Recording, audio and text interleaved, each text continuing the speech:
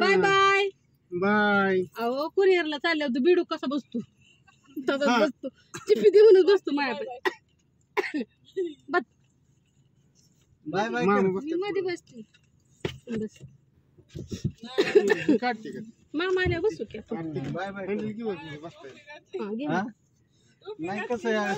तर आमच्या बरोबर चालली काव काव काव काव कवा bye bye Mona bye bye bye bye करा. Bye bye.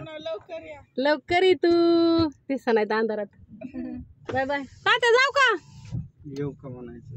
येऊ का म्हणायचं. टोपी ओके तो त्याच्या पाय पडली का नाही त्या आकाश. अरे ध्यानच नाही आता आधी माघारी पडत. भर माघारी आले पडते बाजरीचं खारावडं कर अशी बसलो मैत्रिणीनं रेल्वेत आता दौंड मध्ये आम्ही दाजीन ते गेले ते तिकीट आणायला तिकीट ऑनलाईनच काढली होती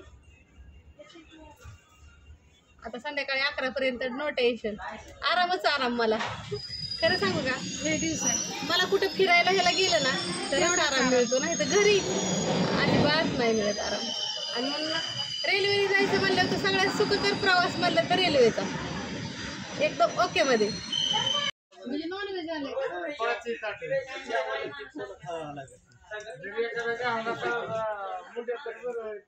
मला हॉटेलमध्ये चारा की आधी बसून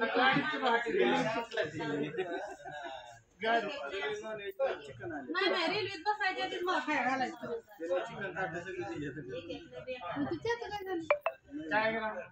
आमची येतात इथं माझा नवरा आहे माग तुम्हाला मी डबल पैसे देते 20 रुपये पण मग मला ते द्या दिसा माहिती तुम्ही इकडे बघा 20 रुपये देते ह्यांना मी पण ह्यांनी मग काय करायचं मला आता चे द्यायचं म्हणजे आता एक कापू आल्या त्या म्हणल्या मला 100 रुपये द्या त्याच्या 20 रुपये मला जायचं बारामतीला म्हणले मी तुम्हाला उद्या त्याला 120 रुपये देते पण आज तुम्ही 100 मला द्या दोघीत मिळून दोघीत मिळून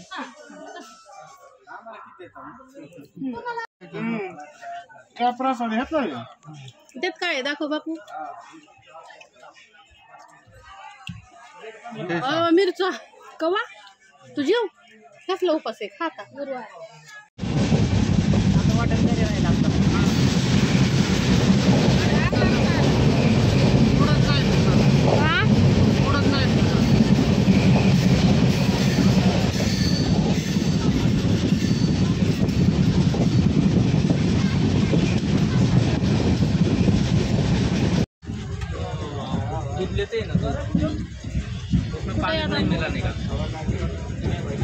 पोचलोय मुंबईमध्ये आता संध्याकाळच्या 7 वाजले 7 वाजलेत ना 7 वाजले अंधार पडले